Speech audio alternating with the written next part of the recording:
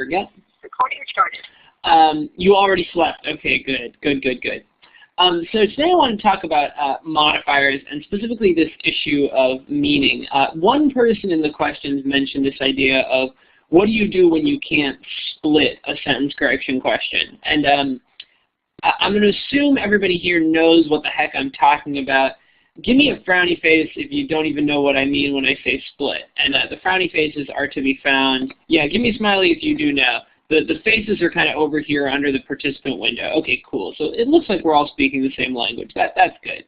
And just like a general tool stuff, this is the sort of chat window down here. If you don't see that, you can always write in the chat window. Feel free to keep everything public so that everyone can see your questions. There's a smiley face and such. I will change the polling to A through E, but we'll talk about that in a second when we're actually doing questions. Yeah, somebody asked me, what do you do when you can't split a sentence correction question? And that seems like a worthy topic for discussion because to some extent there's no such thing as a splitless sentence correction question, and that's why I called it the myth. But what there isn't is a very, very visual split. And to some extent that is what we mean by a split. So, you know, I'm being a little bit creative here with the term myth because very often there isn't an easy visual split, but there is always a conceptual split. And so we're going to just work on how you sort of find that more difficult split when there isn't an easy visual one. So some basics, I just stole these slides from Ron, but they are worth knowing. In terms of submitting to the Thursdays with Ron / Tommy experience, some things not to do. General questions, there were a couple of these, you know, I suck at math, or which is way too general, obviously. But even I suck at algebra can be a little bit difficult to answer in a helpful way. So try to be as specific as possible. That being said, individual questions are too specific. We can always glance at them if there are a lot of them and see if there are common themes, but we won't be answering individual questions. That's what the forums are for. If you haven't been to our forums or any of the forums online, pretty much every GMAT question that has ever existed in any dimension is listed on some forum, often multiple times with a huge discussion and numerous instructors weighing in. So it's really worth searching there first. Finally, don't submit any personal issues. You know, we get a lot of people saying, I'm not good at the GMAT yet and I only have 3 weeks. What do I do? That's not something that I can sort of helpfully answer on here. So what we want to see is, you know, intermediate depth. I don't like median questions. Well, that's specific enough that, you know, there are a lot of them out there, and it ties into this more general idea. Also, no OG questions. Don't forget, we can't talk about OG problems on here. They are copyrighted. We are not allowed to publish them in any sort of public way. So that's why we can't talk about those. Right, so yeah, don't do this. Here's some examples of this. Oh, and this is Ron's thing here, but I suppose he's had some bad luck with it, so I'll repeat it. Don't be rude. Answer my question. You must answer my question now. I guess some people do that. Yeah, this is all ready said. One other thing, Ron has been doing these for a very, very long time. And that means there are many, many of them on the website under the Thursdays with Ron. I think there's something like 50 of them, he said, which means many, many subjects have already been covered. Now, I realize that it's more fun to be in a class that is new and to ask your questions live. I do appreciate that. And, you know, over the 50, there have been some sort of duplications in ideas. But overall, try not to ask a question that has already had a whole session devoted to it, particularly if it's recent. So you can see here this actually only goes up to October 21st, 2010, so this is a year old, this picture right here. But you know, if you want to ask about standard deviation, that's already up there, and you really should watch that video first. And then if you watch it, you still have questions, you can always come back. So that's that. Those are the intros. These are the answer buttons right here. We are going to be doing some questions today. Please, when you pull in, click A, B, C, D, or E. Do not type the letters down here. Could everybody press one of those buttons right now so I know that you're all on top of it. Any letter, just pick your favorite letter. The idea is just we don't want anybody typing down here, because if you type down here, everybody can see it, and if you put it in here, everybody cannot see it. It's hidden. And oftentimes when people see a lot of A or B or C, they put it in themselves, so it really skews the data. Okay, cool. So that's how that will work, and you only need to click it once, and it will register. Don't worry. Okay, so let's talk about this no split thing. This subject may take our whole hour and a half. Maybe it'll just take an hour, and if it does, then I'll open up the floor to just general questions. But it might take all of our time too. We'll just see. So no split situation. So what is it that's happening when you look at a question and everything just kind of looks different? And so you don't quite know what to do with it. Well, there are a couple things that are happening. One of them we won't talk about too much today, but I just wanted to throw this out there. Oftentimes there is a split, and by this I actually mean a visual split. I'll even add that in there. But you're just not seeing it, particularly when the sentence is very long or the underlined portion is very long, and when it's not at the beginning or the end of the sentence, which are real sort of key nodes for people to kind of start looking. Oftentimes students will miss those splits. So the lesson here in general is don't become totally obsessed with the beginning and the end. And you know if you do this, but I get students all the time, I'm going to add this in here. Don't be obsessed with the differences at beginning and end. Now, this isn't to say, somebody just raised their hand. I assume, pal, is this because of some kind of technical issue? Are you having trouble hearing? You can type into the chat window. Usually we only have people raise their hands if they want to come on the microphone. So I can give up the mic if you want, pal, and come on and ask.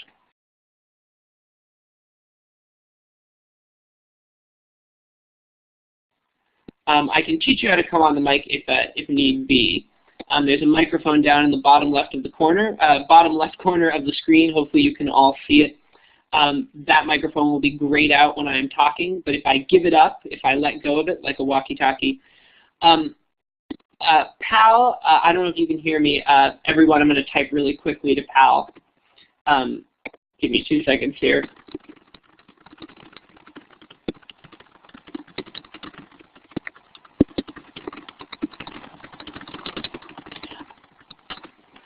Yes, I know. So one of the joys of this platform is I can actually see people's connection speeds. So there is some kind of connection problem there on Pal's end.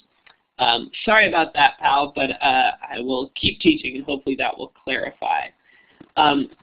So first rule of sentence correction. It's fine to start by looking at the beginning of your answer choices and the ends of your answer choices because there are a lot of useful splits there. But students will often start with those splits no matter what, even though there's actually an easier split, but it's internal and it's a little harder to find. So don't be afraid to keep looking for splits. Now here's the main issue I want to talk about today. And I call it modifiers masquerading as meaning. And what I mean by that is a lot of students will become obsessed with this idea of meaning as if meaning is not in any way grammatical. In other words, as if it's subjective. Hopefully we all know the meaning of that word subjective. It means it sort of looks different to everyone, like beauty is subjective. And meaning is a real issue on the GMAT, but it is not subjective. It is utterly objective. And to that extent, I like to think of it as a grammatical issue. I like to think of it as every bit as grammatical as any other kind of issue, whether it's subject-verb agreement or parallelism. It's still a grammatical issue. And it tends to revolve around modifiers. Modifiers change the meanings of sentences. And we'll look at some examples of that on the next page. But I put a little question here, and there isn't a single correct answer, so I'm not asking you guys to answer this question. But the point I want to make here is when we look at this first, and hopefully you've enjoyed all of my hilarity here, but when you look at this at first, I think the way that most of my students would look at this is they would look up here and they'd say, oh man, there's no split, right? Because take a look. We've got this very, very different opening Everybody, please don't move things. I can lock the slides here if need be. Hold on one second here.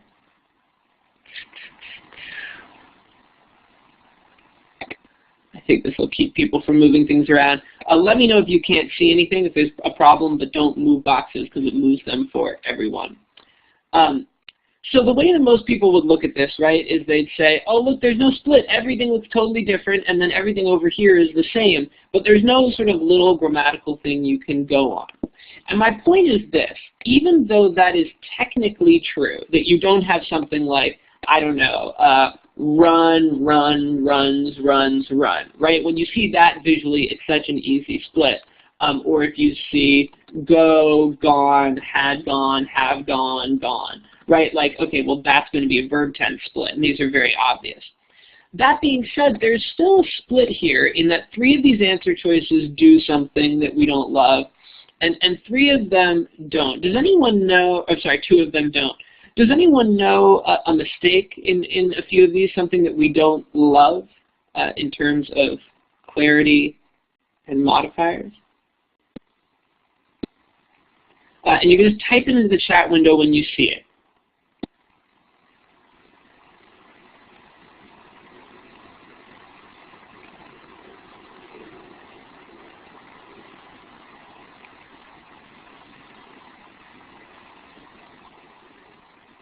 Sentence does not begin with because. The sentence doesn't have to begin with because, actually, Ananthan. And this is actually the point I was trying to make before. This desire to just kind of fixate on the first word. Like, oh, there's this change on the first word, so I'm going to grab onto that. That's not actually going to be a problem spot more than, I don't know, 30, 40% of the time at most. So no, we can start with on account of, or due to, or though. All of these are legitimate ways to start. Ambiguous precedence. Okay, what are you saying there, Ari? We're getting closer. What do you mean there?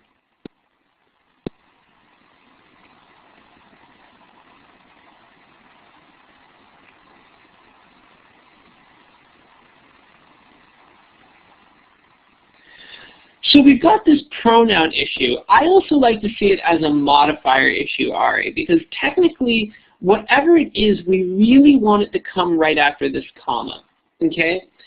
Now, you're absolutely right that we don't love using pronouns before we know what they're going to refer to. But if Tommy came right after this comma, we would be modifying Tommy, and that's what we would be sort of discussing here.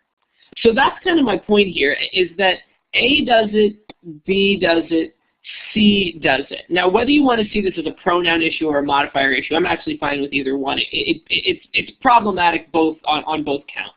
But my point is this. You might not see it as a split per se because everything looks so different up front. Everything looks so different. And yet there is actually a very straightforward 3-2 split. Okay, and that's what I want us to sort of be focused in on. There is a split here. It's just not visual. Okay, so in other words, there is no such thing as a no split situation, and that's why I kind of called it a myth. It might not be visual, but it's going to be there.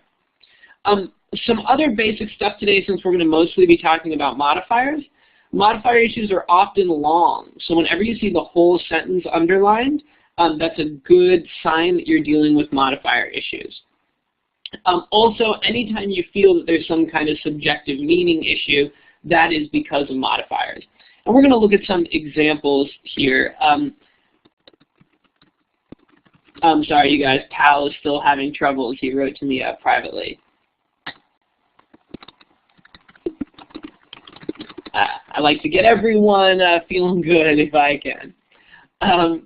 Okay, so let's talk about what I mean when I say that modifiers change meaning, and that's what they functionally do. First, I went to the store, right? What is the modifier in this sentence?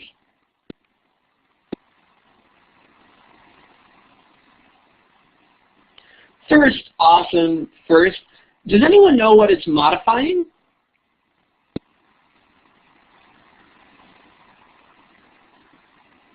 Nice, you guys are good at this. Absolutely, it's an adverbial modifier, and it's modifying went. And the meaning, very straightforward. Before I did something else, right, I went to the store. What if I said this? I went to the store first. What's the modifier? I know these are boring questions, but you know, it's the fun. It's rapid fire.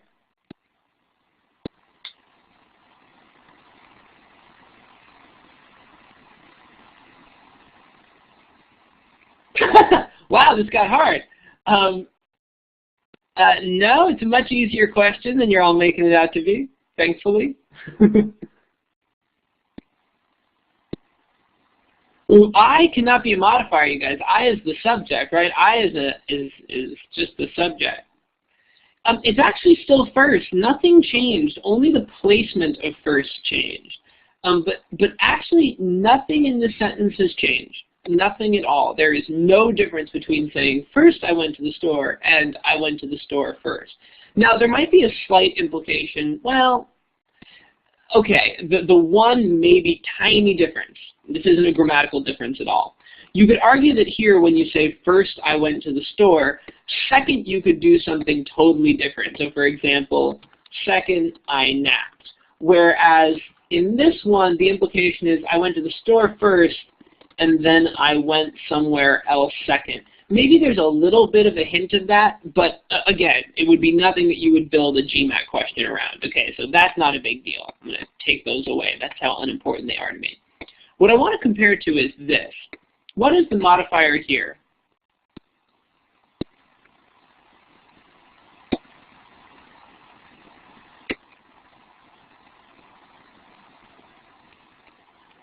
It is still first. It is still first, right? Nothing has changed. What is first modifying? Yeah, now it's modifying store. It's an adjectival modifier at this point, right? I went to the first store.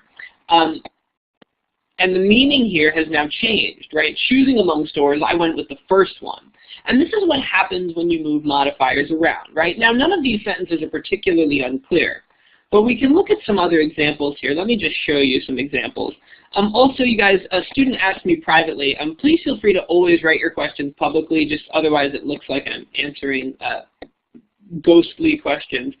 Somebody asked if we're going to mostly talk about verbal today, and yes, we are. However, I always like to throw this out there very quickly, okay? Sentence correction is the single most important part of the GMAT, okay? It is the most important part. If you're not clear on this, verbal is weighted more heavily than quant on your test. This surprises a lot of people. People don't want it to work that way, but it seems to be true. Verbal is weighted more highly. You get a higher score on the overall test if your verbal is higher than if your quant is higher. You look different in the marketplace because a lot of people have high quant scores and far fewer have high verbal scores. And sentence correction is the easiest place to improve your verbal. So in terms of where you want to be spending time, this is often the most effective place to spend time. Students often become obsessed with quant. And the reason why, and I really mean this, is that it's easier. And even if you're not a math person, I, for example, am not a math person, but quant is just easier. There are rules, and you learn them, and you get the right answer. So, you know, when I do Thursdays with Ron, I've filled it a few times. I think I've done verbal every time. And it's only because I think that it's understudied by people, and it's really worth the time investment. So that's the answer to the question. But of course, if you only came here for quant, I will totally understand if you want to call it a day. There might be a little time at the end to talk generally, and then maybe you can bring something up. But yes, my plan was to go verbal. So let's look here at these examples. As you can see, we have the chart with a medical degree can be read by a physician. What are the modifiers in this sentence? Can anybody type them into the chat window?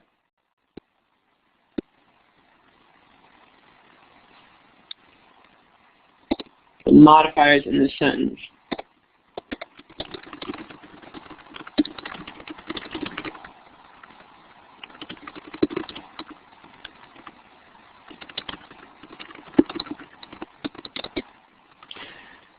Cool, we're still missing one. We're still missing one.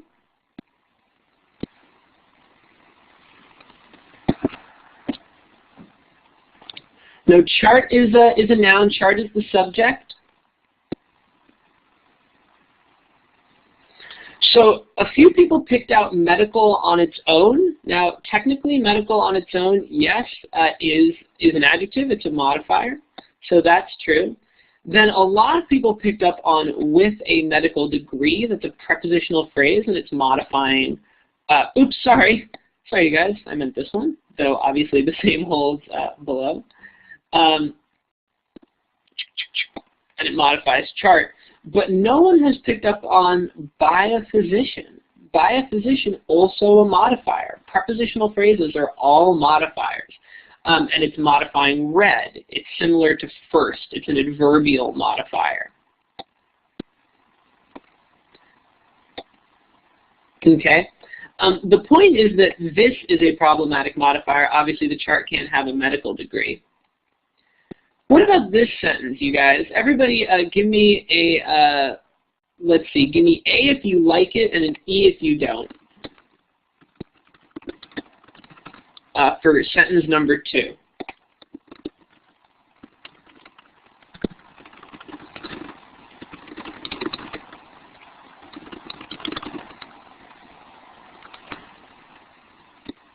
Okay, looks like we have a pretty even split. Everybody want to pull in? The letters are up here.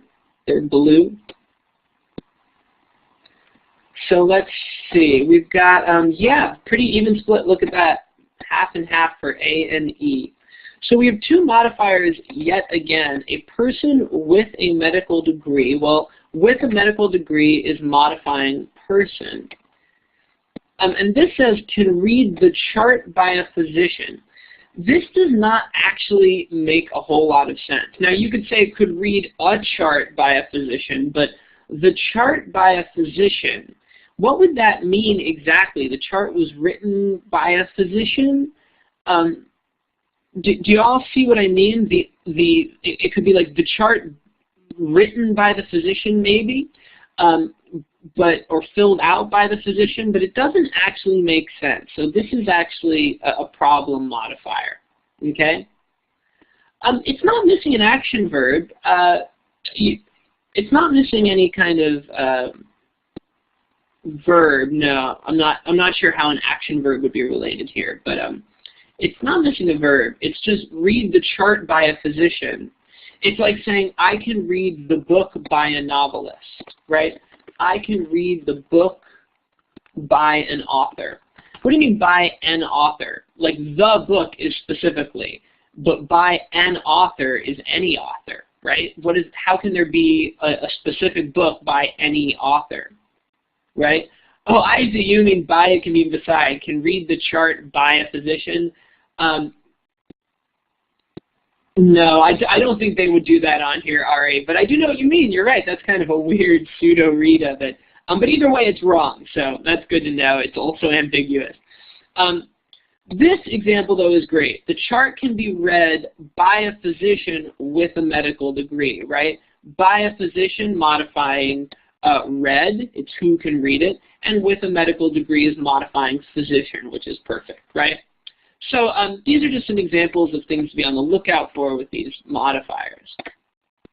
So the no-split methodology. So when you see a sentence and it has no split that you can grab onto, the first step is to read the original sentence in its entirety. Okay. Now this is always your first step, by the way. But what you're going to be on the lookout for very specifically, with an awareness that there's no great visual split, is you're going to look for these categories that you can explore, and it's not going to be visual, but you can still explore them. Okay, in other words, all the categories we know, subject, verb, agreement, pronouns, modifiers, and everything else. Now, in particular, you're going to want to focus on things that are wrong, right? If you notice something in the original sentence that's wrong, that's super helpful. But of course, A is going to be right 20% of the time. So, you might read through answer choice A and nothing jumps out at you. This, number 3, is also very important because when there's no split, there are very often modifiers. Now, I don't want to say all the time, but I would be willing to come down 80–90% of the time. When there's no easy visual split anywhere, there are probably modifiers in that sentence. So start off by looking at initial modifiers, and for what it's worth, Ron did a whole Thursdays with Ron on this subject. You can look back into the archive. And then finally, look for all of the other signals of modifiers. Commas, which are always either modifiers or parallelism. Relative pronouns, which, that, who, whom. Prepositional phrases, and participles. Now, if some of these terms are totally unknown to you, that's okay, but you do want to know them. Modifiers are an incredibly important category. Some of the questions we're going to be doing today are drawn from our Quest for 750 Sentence Correction Slam class, just a couple. And that whole class is about modifiers. That's how important modifiers are. So you really don't want to ignore this category. Finally, if all else fails, and you've looked at A and you don't see anything wrong, just move on to B and read the whole thing. Now, the overall Manhattan GMAT sentence correction methodology says you don't want to be reading all 5 answer choices horizontally. It's too time-consuming, particularly if it's a long, no-split, modifier-based question. That being said, remember that either A or B is wrong every single time. So if you read through A and it just looks perfect and beautiful, nothing jumps out at you, you've got nothing to go on in terms of splits, well, move on to B, because something needs to be wrong in A or B. And hopefully by finding that, you're going to know.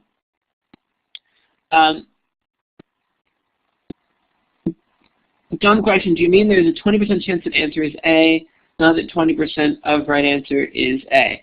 Actually, both, Care, both. The GMAT normalizes, so when you take your test, it wants to give you about an even number of A's, B's, C's, D's, and E's. So actually the answer to your question would be yes to both. A will be right about 20% of the time on your whole test. Yeah, what that means, Charnella et al., is on a normal test, as bizarre as it is, if you were going to guess, you would just want to guess randomly. It would never matter. So sometimes people say, oh, guess, you know, C, C, C, C, C, C, C. But it would never actually matter because you have a 1 in 5 chance every time. It really doesn't matter. That being said, on the GMAT, you are actually better off going with the same answer choice every time if you had to guess randomly because it normalizes to 20% of each. So it actually forces some order on it.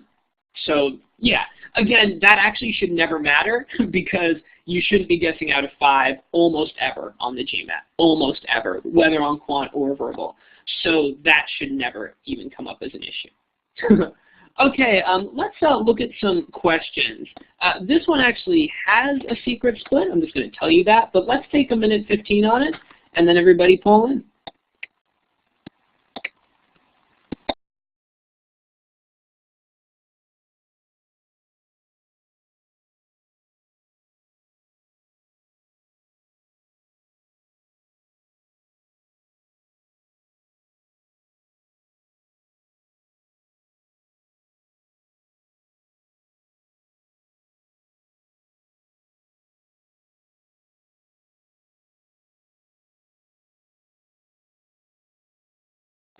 All right, everyone, that is time. Please poll in right away. I will lock the polling when need be. So you have 5 seconds. 4, 3, 2, 1, and time.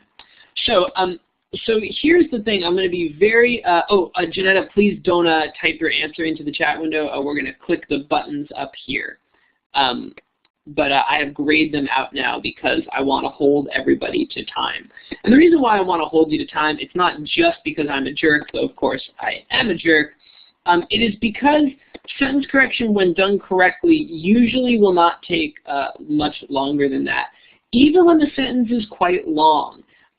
Now, if I feel differently on certain questions, maybe I'll give you a little extra. Please, guys, don't touch the board. It moves it for everyone. So just let me know if you have a problem seeing something, and I will try to adjust it from my end. If I feel like a sentence really does require more, I might give you a little bit more, but I want to hold you to this time because this time forces you to do these questions with method instead of with your ear. If you take a long time, you can often sort of I don't know, effort them out by reading them aloud in your head and kind of feeling what feels good. And I really want us to avoid doing that. So my first question here is, did anyone see the split? Did anyone see the split? Is versus are. Very good. That is absolutely right. Is versus are. So it comes here, here, here. So I only wanted to do one question like this. It's the only one of these we will do today, in which there is actually a split. But the point is, what's going on at the beginning, it's not super helpful. It's not that there's nothing there. It's just not super helpful. And then there's almost nothing at the end. So we have this is are. And of course, it's a subject-verb agreement issue, right? And I gave that away down here. Just wanted to make this friendly to start out with. So we're going to have to go looking for the subject. Hopefully we all know these rules by now. And what is the subject in A?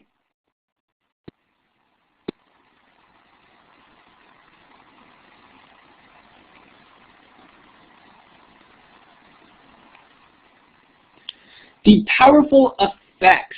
Very good. The powerful effects of random reinforcement. So effects is, of course, plural. So we have to use we have to use are.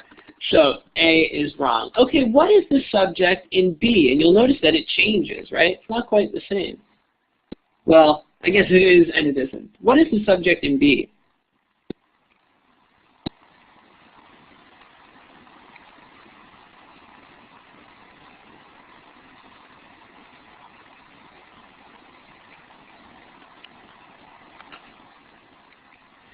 So believe it or not, none of this stuff is the subject. Now, I know there's often a desire to pick whatever comes before the verb and say like, oh, well, it has to be.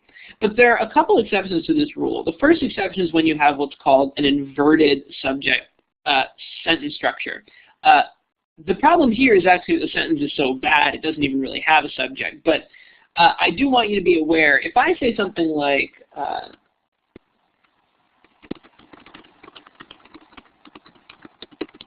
what is the subject of this sentence? Hopefully you can all see it down here, the one with France in it.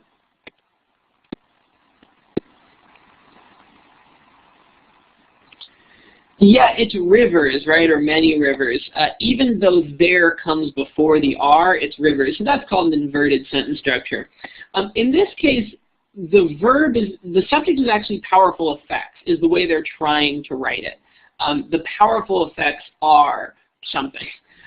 None of this stuff is the subject, but this is more complicated than this, and it gets into what we're really talking about today, namely modifiers. There's a modifier problem here. Does anybody know what it is? You can raise your hand if you want to come on the mic and explain it. Take a second to see if you can see a modifier problem. Or yeah, you can type into the chat window too if you think you see it there.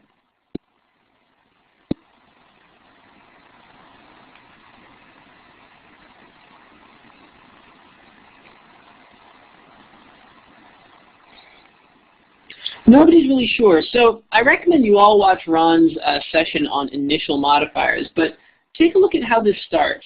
No longer limited to casino patrons, test subjects, and stock market investors, as evidenced by the multi-million-dollar collectible card game industry, comma. Something needs to come after this, right? Yeah, a noun. Very good, JC. We need to get a noun after this comma because this is a modifier. Something in the universe is no longer limited to casino patrons, test subjects, and stock market investors, right?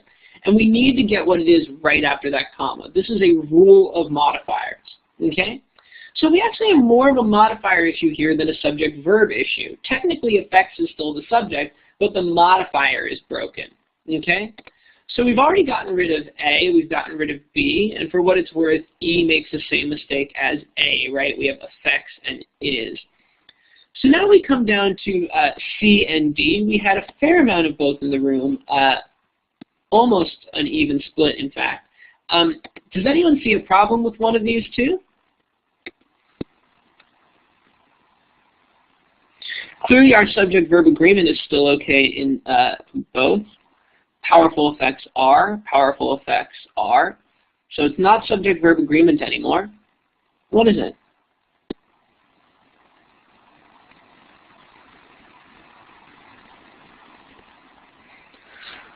I'll give you a hint. It's something else we have talked about today. In fact, we just talked about it in the last 30 seconds. Maybe that'll help.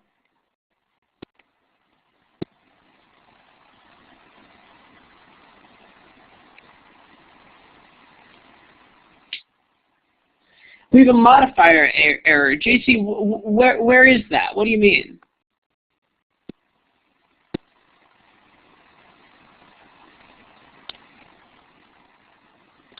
She doesn't have a noun. I would disagree with that because it says a recent study, and that is a noun, right? The problem is more indeed doesn't have a noun after the comma. A recent study indicates that the powerful effects of random reinforcement. Sorry, indeed doesn't have a noun after the comma. JC, do you want to come on the mic and tell me what you mean? I'm not quite sure what you mean.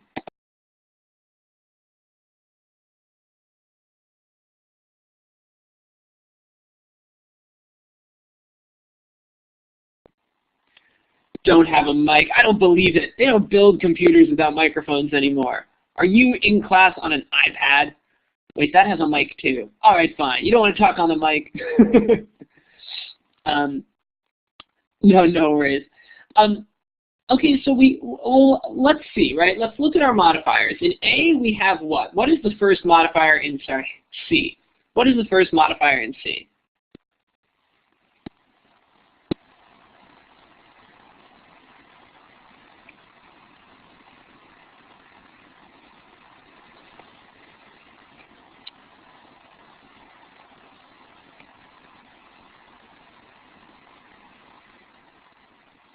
Yeah, this is our modifier, as evidenced by the multi-million-dollar collectible card game industry. Okay, what is it modifying in C? What is that modifying in C? And for some reason, oh, there we go, cool.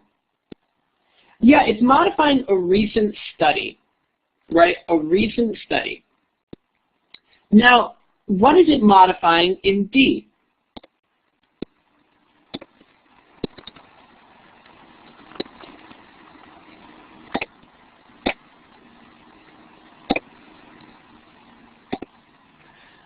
Powerful effects of random reinforcement, right? Powerful effects of random reinforcement. So let me, I want to make sure we sort of get this color-coded here because it's important.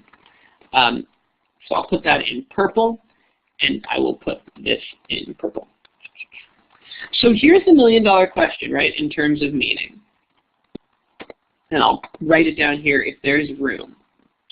Is it the study or the powerful effects of random reinforcement that are evidenced by the multi-million-dollar collectible card game industry?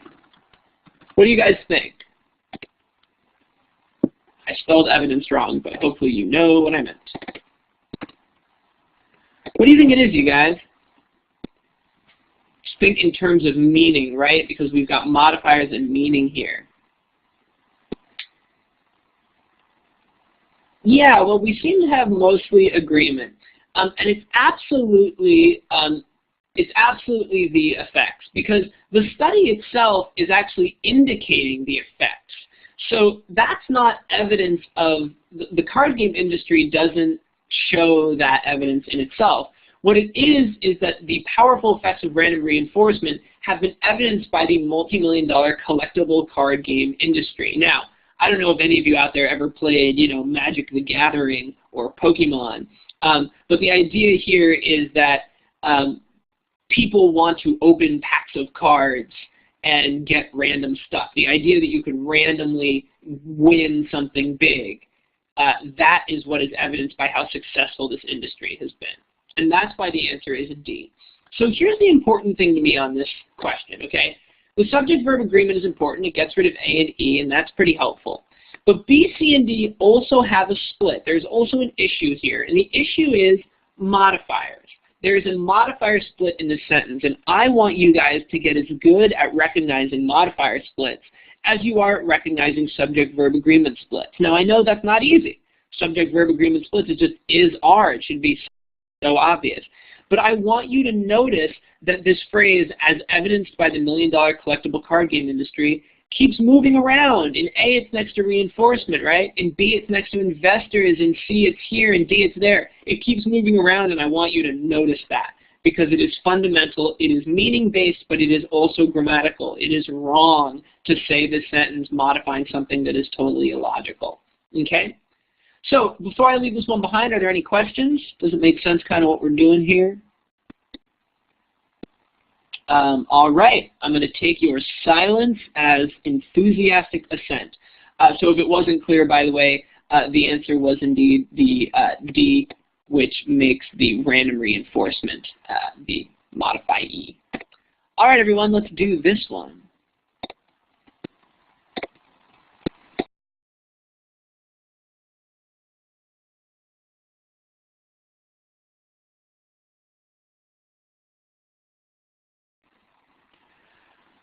This is a tough question, so I'll give you a few extra seconds. Praveen et al., please do not type your answers into the chat window. Please use the letters right here. The letters up here. Do you see the letters, Praveen? They're in blue. And they're up here. You can just click one. Do not type your answer in the chat window. Everyone will see it. And I don't want to bias people one way or the other, whether you get it right or wrong. Praveen, do you see those blue letters? Could you click one?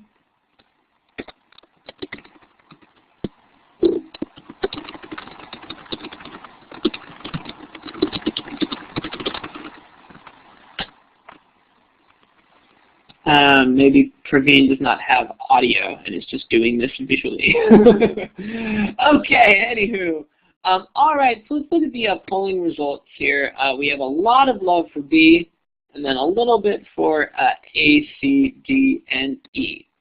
And what you're going to notice here right away is the splitlessness, right? I mean, though viewed from a distance, those Saturn's main rings may appear. Saturn's main rings, when viewed from a distance, though composed, everything is different. And there's almost nowhere you can look anywhere in these answer choices that is any help at all, right? Man, that is the worst.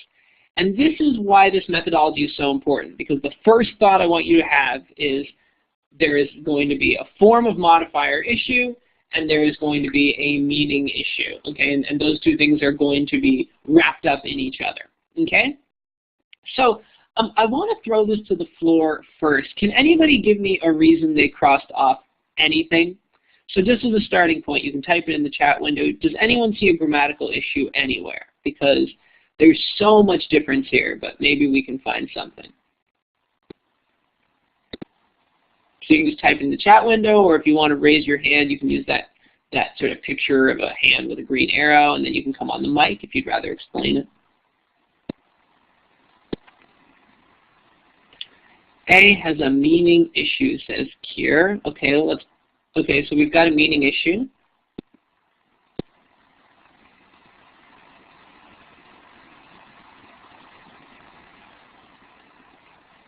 Satish is typing something. Though viewed from a distance is wrong. Though viewed from a distance, Saturn's main rings. Appear smooth seems better than appear to be smooth. Okay, cool. So I want to start. Let's talk about both of these. These are good. So Satish, I want to start with yours. And if you don't mind my using you for this, this is good. This is the kind of split that people grab onto when they're not sure where something more fundamental is. Okay? And so what I want to actually get you to do, and it's not just you, believe me, Satisha, a lot of people in the room are going to be in the same boat, but what I want to get you to do is not use splits like that ever. Or if you're going to be harsh about it, that cannot be your first issue. In other words, you have to find something more fundamental. Remember that a sentence is never going to have only tiny, weird style issues. There's going to be at least some grammar, and then maybe on a difficult question, one sort of subtle issue like that. He appears friendly, he appears to be friendly. As far as I know, Satish, both of those are actually fine anyway, but it's not something we want to grab onto first, okay? So now somebody mentioned a modifier issue here. And Ari, you're talking about the stuff at the beginning when viewed but closer viewing. What do you mean by that? Do you want to come on the mic and explain what you mean by that?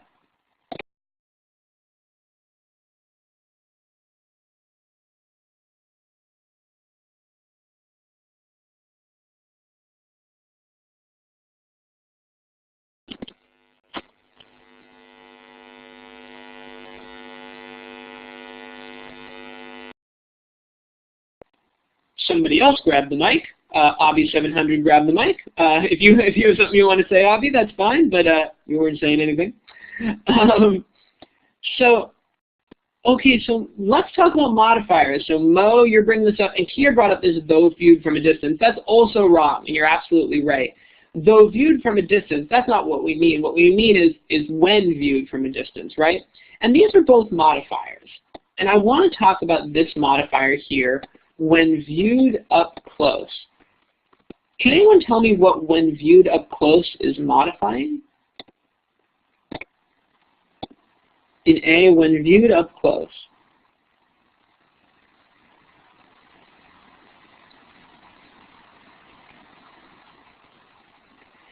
It is modifying are composed.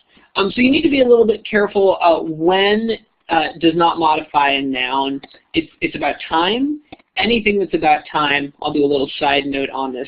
Anything that's about time needs to be an adverbial modifier. So if I say like, by Monday, you will be fired. By Monday, what is it modifying?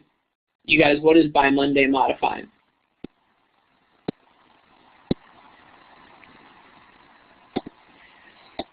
Yeah, technically it's modifying will be or will be fired, but it's not modifying you. You does not exist in time.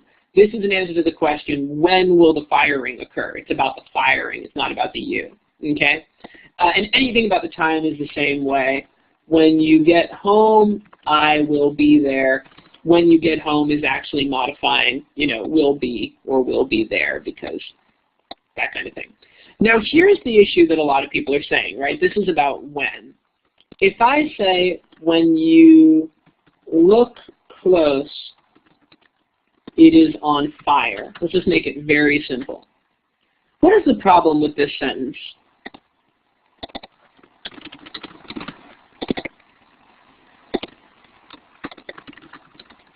Sorry, I fixed the pronoun issue.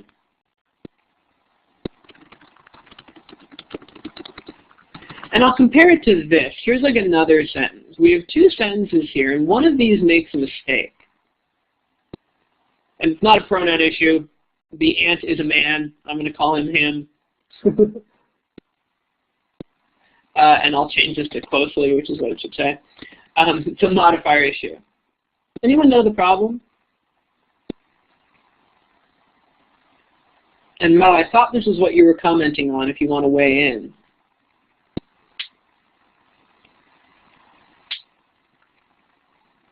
You and house. I don't see a problem there, Sam. You can go into more detail. Maybe I'm wrong.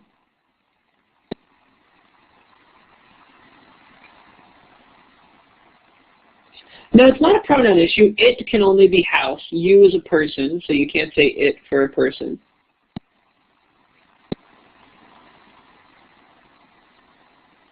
It's not a pronoun issue.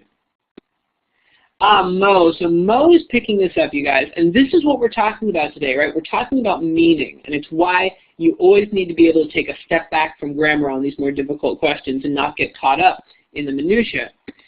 The problem with this sentence is it's saying the house isn't on fire unless you look closely at it. Do you all see what that means? When you look closely at the house, it is on fire. That doesn't make any sense. It's always on fire, right? If it's on fire, it's on fire. It's not that it's on fire when you look closely at it. Now look at this example. The point here is the ant doesn't run away unless you look closely at him. That makes sense because, you know, the ant is going to notice if you stare at it, then it's going to run away. That's something that makes sense. Everybody give me a smiley face if you can recognize the difference here in meaning. And you can frown if you don't quite recognize it. Okay, so I see a little bit of frowning. I'll try one more time. Why not, right? If I say, when you look closely at the house, it is on fire. The implication there is that it's only on fire when you look closely at it. That's what it means when you say the word when. Like if I say, when I'm tired, I sleep or something. The idea is that it's on fire only when you look closely at it. But if a house is on fire, it's always on fire. It's not on fire when you look closely at it. It's just on fire, whether you look closely at it or not.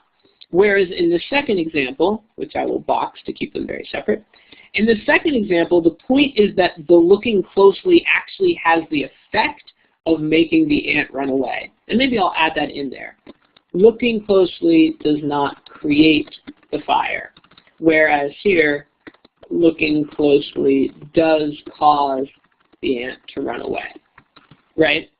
So now let's go back here. Let's look at what A says.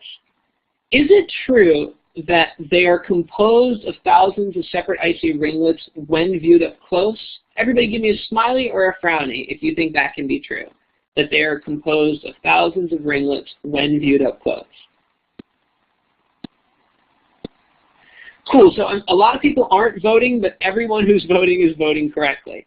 This does not make sense. They're always composed of thousands of separate icy ringlets, right? They're not only composed of it when they're viewed up close. What else makes the same mistake? Does B make the same mistake?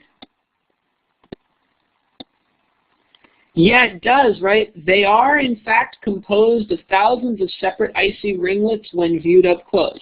No, no, no. They're composed of thousands of separate icy ringlets always, right? So let me put this down here. When viewed up close, should not modify are composed, because it implies that the viewing is what does that, right? Now let's look at C. What is, let's look at both. What is when viewed from a distance modifying?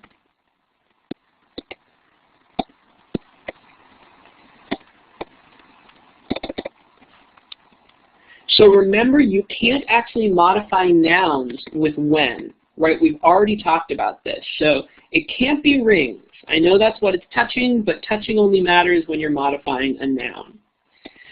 It's actually appear. Appear is a verb, right? And hold on, you guys. I'm color coding this, which takes a little bit of time, but I think it'll be helpful for everyone in the long run. So just so you know, the blue is the modifier, and the pink is the modifiee, okay? So in this case, we have when viewed from a distance is our modifier, and it's modifying appear. Does that make sense? Does it make sense that when they're viewed from a distance, they appear a certain way?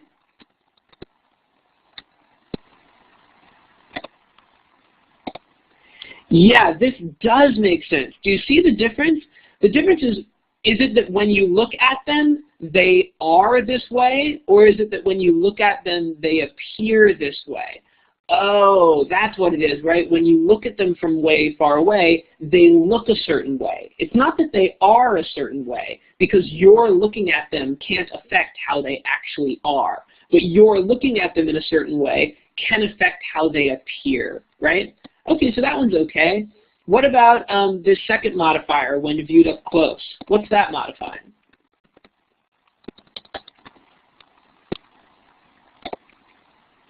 Thanks, Satish. Oh no, it's are composed again, right? We don't want that. So the first one was okay, but not the second one. Okay, let's go on to D. What is our first modifier modifying?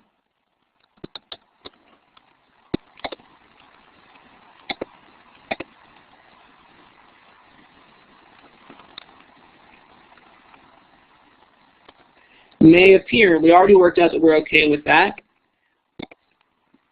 Is there a second modifier like there was in C?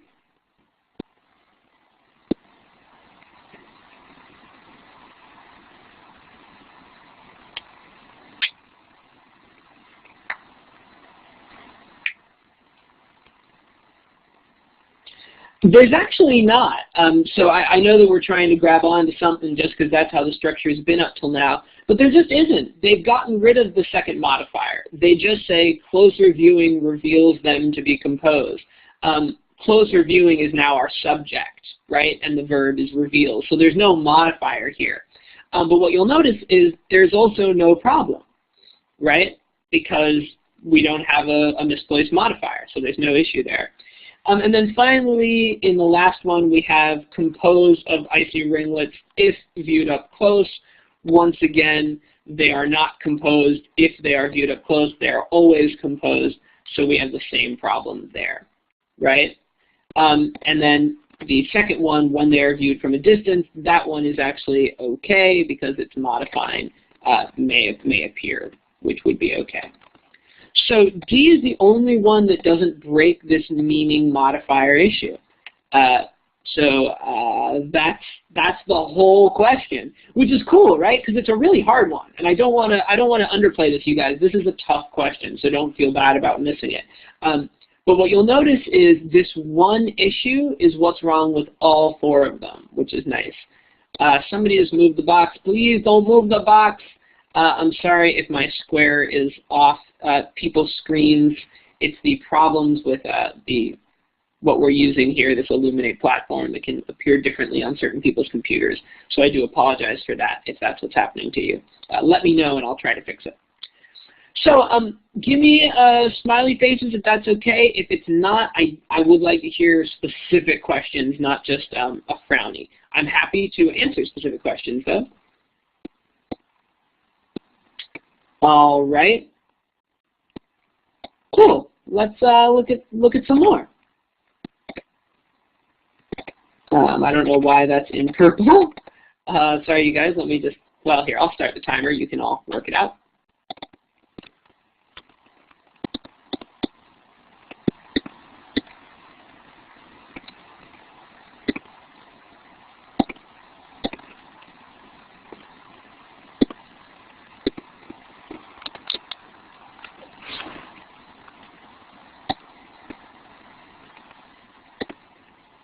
Are people not seeing a question? Give me a frowny face if you're not seeing a question.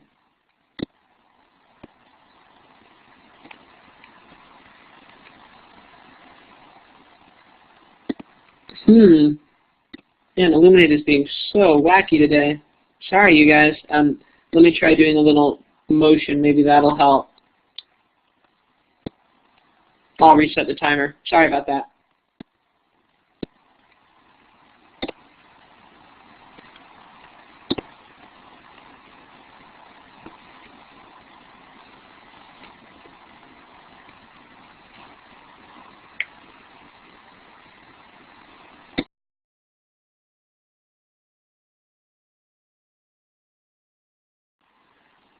All right, everyone, that's time. Pull on in. You can take a few extra seconds. We're doing hard ones today, I know. I'm also giving us a little less time just so we can get through more. All right, so looking at the polling results, you know, a lot of love for everything. D is a little bit the winner, but C has one fewer vote, E one fewer than that, A one fewer than that. So a little bit of everything here. And that's okay. That's okay.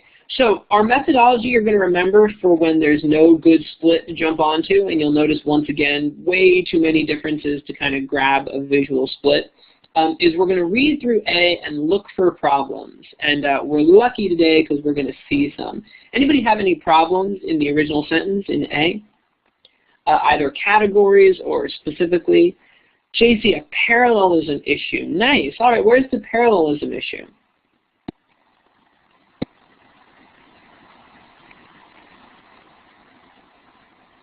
Anybody see it?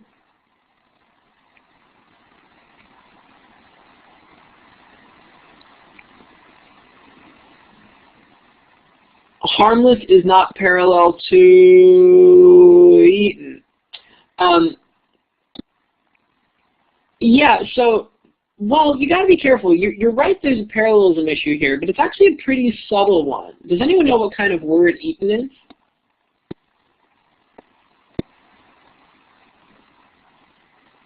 Nice, it's a participle, so it functions like an adjective, which is what harmless is.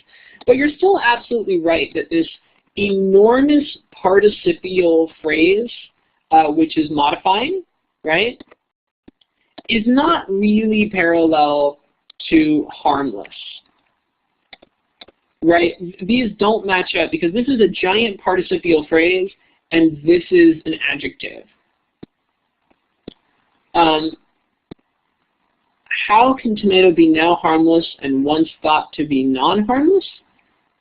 I'm not sure what you mean, Abby. That seems pretty logical. It means they used to think it was dangerous and now we know it's not. Or do you mean like it should be like we know it's harmless instead of just it is harmless? Because that's a very good point. It should say something like, and now we know it to be harmless just like we thought. Yeah, you're absolutely right. So that's a little illogical as well. You'll notice that both of these problems will be fixed by the correct answer. So we've got a parallelism issue. Which other answer choices make the same error?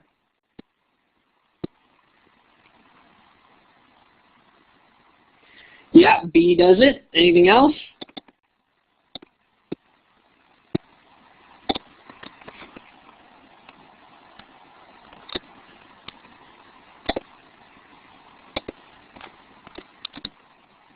Anything else, you guys? I think there is.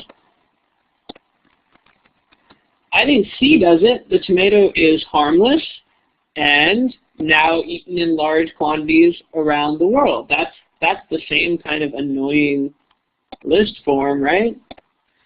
And let's look at E. Even though it is harmless and now eaten in large quantities around the world, oh my God!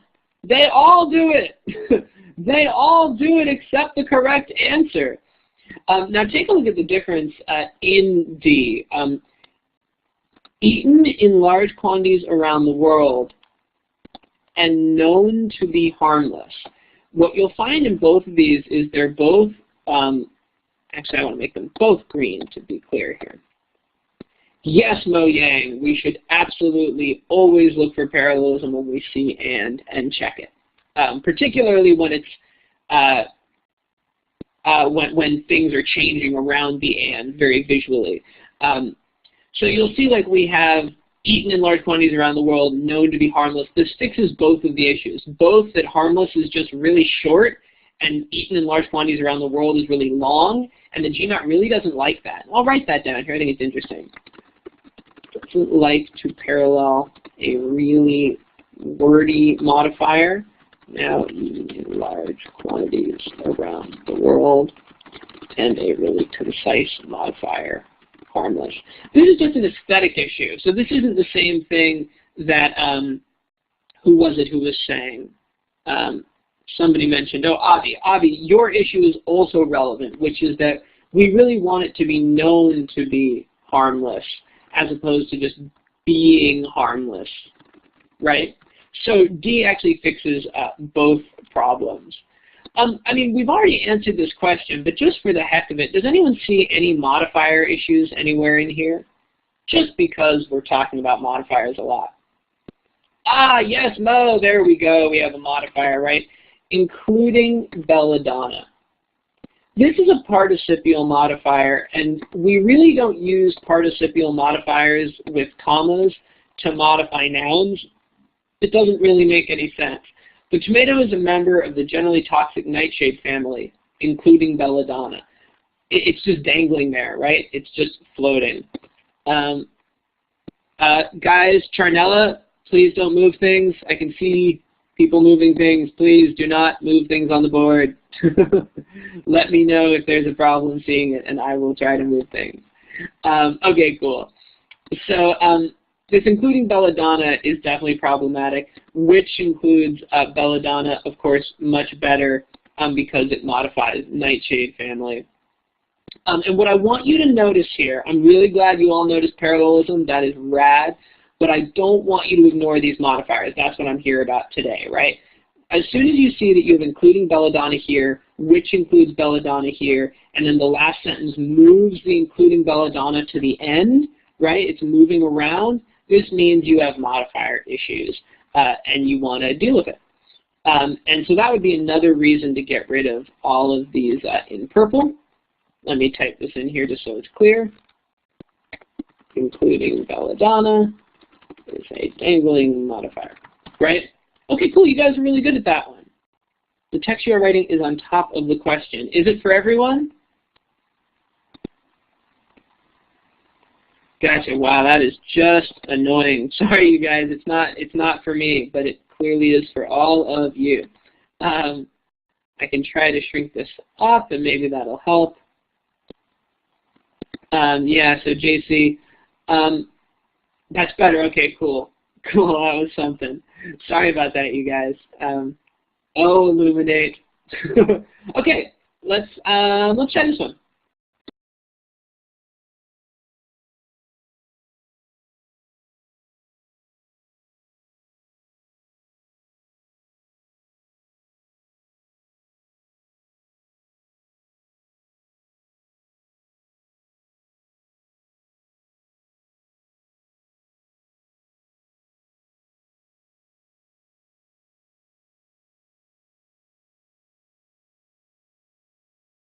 I don't know what's going on, you guys. That was already very far down the page. It's really weird how they do that. Apologies. We'll put, not this full time, but we'll do another 40 seconds.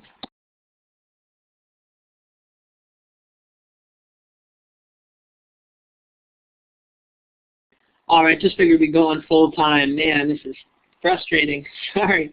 Okay, cool. So Anson's in, and yeah, we have a fair amount of agreement here, so we won't take too long here. But can somebody just tell me the fundamental meaning issue here? Because this does revolve around a sort of meaning thing, and it's fairly easy to say, I hope. Yeah, Satish, that's a good way to put it, JC, as well, Ari. Who's getting tutored here, right? And so, you know, once again, right, we look at this beginning. We see the teachers, the tutoring teachers, students. There's no great split to grab onto just looking at it. We don't have any of these, you know, pronoun issues, subject-verb agreement issues that are so fundamental. But we do have this very fundamental meaning issue. Requires someone to be tutored. Who's getting tutored in A?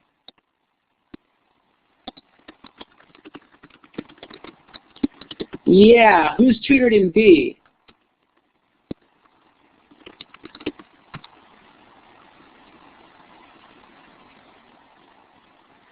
Yeah, teachers again. So we can get rid of A and B. Now C, D, and E, as far as I know, teachers tutor students, students be tutored, that's okay, and students to be tutored. So we get the right thing in C, D, and E, but not in A or B.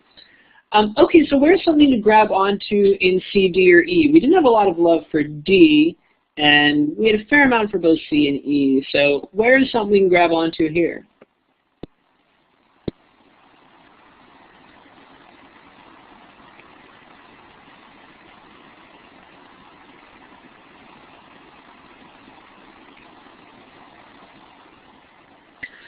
Shem is saying to. Oh, you mean like we need to. Yeah, you have to say I am required to do something. So that would get rid of D, right? We can get rid of D because it's got no to. But we would still have C and E. How about this? Does anyone see a modifier issue in E? I'll just give it away. The answer is C, which was our favorite in the room. Does anyone see a modifier issue in E?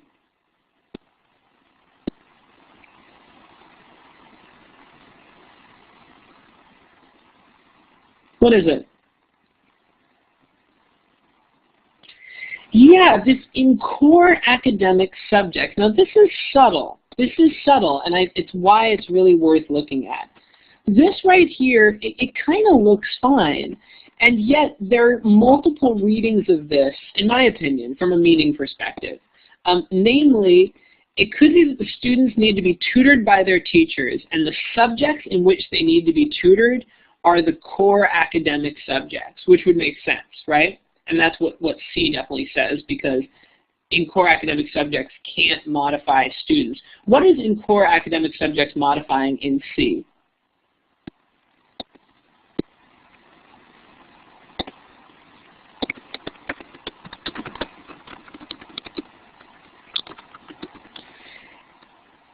It's modifying tutoring.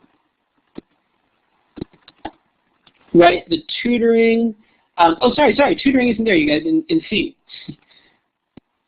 We always have to get the word right,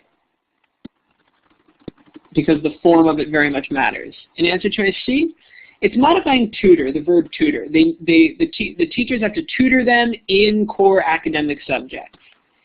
In E, we want it to modify tutor, right?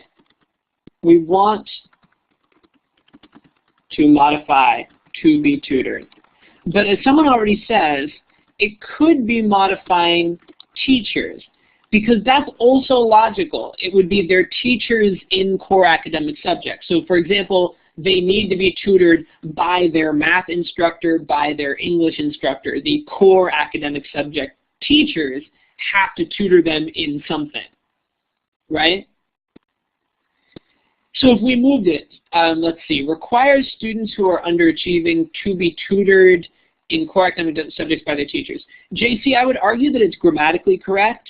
The use of the passive to be tutored instead of to tutor is stylistically really weird. So it still wouldn't be like, you know, better than C. But yeah, I think grammatically it would pass muster. It would still mean the correct thing. Yeah, so it would become something like a concision or a style issue. Absolutely. So notice this example in core academic subjects right here. It's a lot like, we talked about this earlier, sorry to just bounce around. It's a lot like what we saw here with by a physician, right? Where we want it to modify like can be read by a physician, but when you put it next to chart, suddenly it looks like can read the chart by a physician, not can be read by a physician. So that's kind of the issue there. The answer is C, as a lot of people saw. So good work on that one. Let's see, do I want to do this one? This one? Let's do this one. This is a little bit more straightforward, but I want to talk about it.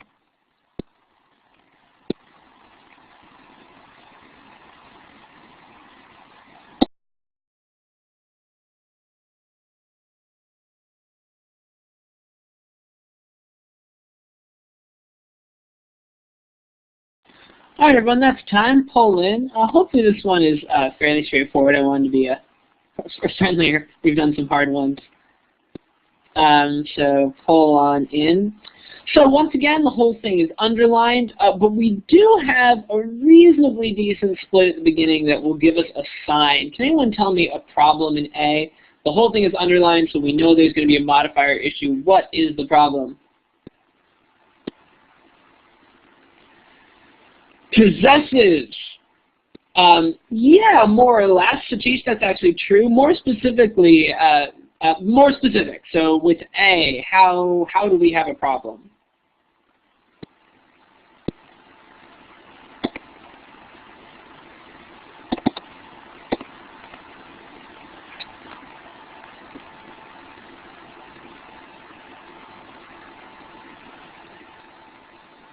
Yeah, famed for his masterful use of irony, right? We should get gi. We should get gi after that, right? So we have this modifier issue. He needs to come after that comma, right? Any modifier issues in B?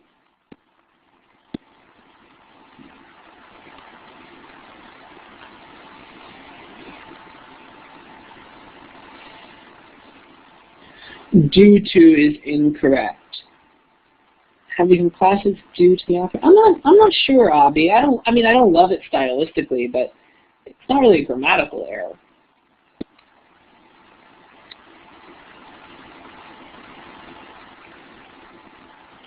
Yeah, have become classics due to the. I don't see a problem with due to. There's another problem. It would be the author's slow revealing of, etc. So again, yeah, the issue in B is actually a pronoun issue, not a modifier issue. I just want to sort of focus us in on modifiers first, always. In this case, we have the he, and this is the possessive issue that was already discussed. This he does not match up with short stories, which is our subject. So that's wrong. C has fame for using irony in a masterful way.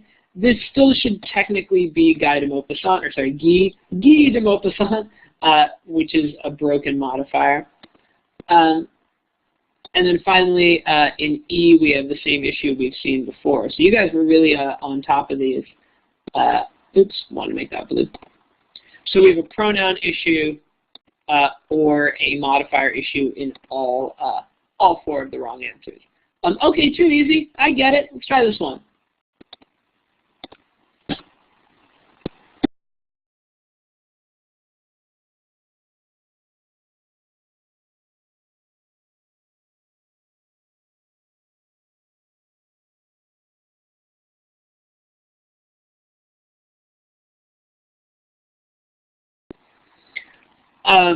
Sorry if the font size was weird. Real quick, there were a couple of previous questions. In D, evidenced is being modified, someone said. Oops.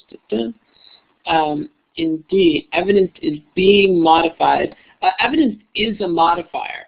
It's modifying irony, right? So a masterful use of irony, and that irony is evidence. This is a past participle in the slow revelation of a tragic twist. So there is a modifier, but there's no problem there. And also really, really quickly, just because this came up on this question, somebody said they didn't want to use to because requires takes the subjunctive.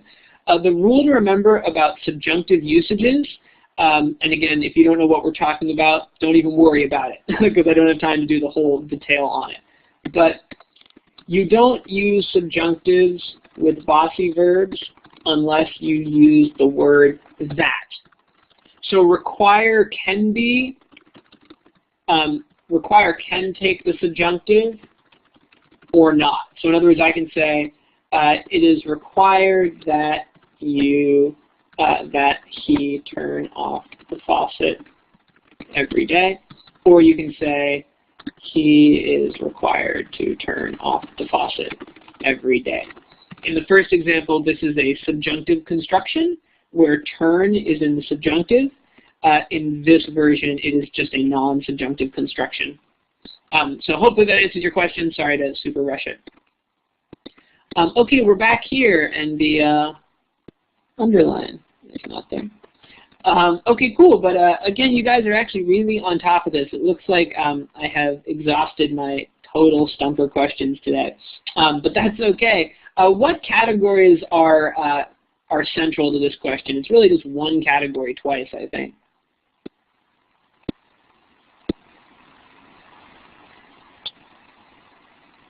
And yes, Kira, that's it.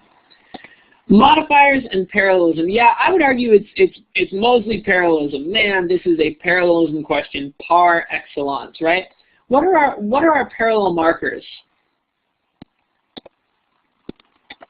Or comparison, yeah, I would say parallel comparison, exactly.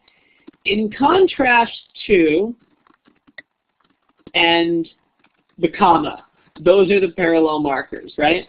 And the reason why that's so important is, of course, if you know your rules, which it looks like you guys are totally on top of, once we have vertically integrated companies right here, that is our first parallel element.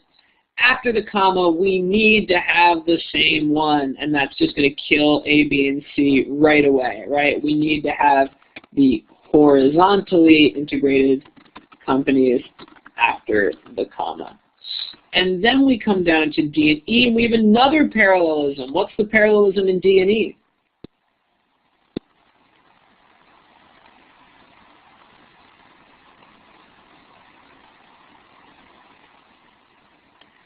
Yeah, actually not quite. Just be careful. Yeah, it's control and increase, right? Are able to increase and control, as opposed to, in answer choice E, we have to increase and controlled. That is not parallel, right? Whereas to increase and control is. Don't forget that when you're don't forget that when you're paralleling infinitives, you don't have to repeat the to. So it is entirely correct here to say to increase and then just control. You could also say to control. That wouldn't be wrong, but you are very welcome to do it that way, whereas this is wrong. Rejewel, that is absolutely right. In contrast to V, comma, H. You've got to have it that way. So that's why you come down to D and E, and then this other parallelism gets you to D. So you know what? I think I'm going to leave it there just to open up the floor to kind of questions. I can wrap up. I had one more question, but I don't think it's too hard. The wrap up here, what I just want to drive home to all of you is when you don't see a visual split. Now, you might get other issues. We've seen some parallelism today. We've seen a lot of things. But I want you to think modifiers, okay? And I want you to think modifiers in terms of two things. First, the grammatical issues that surround whatever they are, relative pronouns, participles, prepositional phrases, etc. And if you don't know all the rules surrounding those terms, you need to learn them. But I also want you to think in terms of meaning issues, right? Think about how the movement and usage of modifiers is affecting the meaning. And I want you to go here. Go here before you go to tiny stylistic issues of word choice, right? That's what I want you to avoid, because I find that students, when they're faced with a really long sentence, they have a tendency to just go to like, oh God, one of them says agreed with, and one of them just says agreed to. One of those has to be wrong. And maybe one of them doesn't, and they're both fine, right? So don't necessarily worry about something that you're not sure about as an idiom until you've thought about modifiers and meaning as a grammatical issue. Also, don't forget, good signs for modifiers are long sentences or long underlined portions. And the reason why is the way you mess with modifiers, you move them around in the sentence, right? So that's what we saw when we looked at sort of the first store or first I went to the store. But of course, GMAT can't move modifiers around unless they underline the whole sentence. And of course, that will also cause all the answer choices to look very different. That is, I think, most of what I have to say today, but I'm going to open up the floor to some questions. Relevant to this stuff is best, but if you just have questions about more general stuff, I can stick around for a little bit answering them, but obviously I'm not going to answer too general or too specific of questions. But yeah, I'm calling it there for at least the moment. I will stop the recording.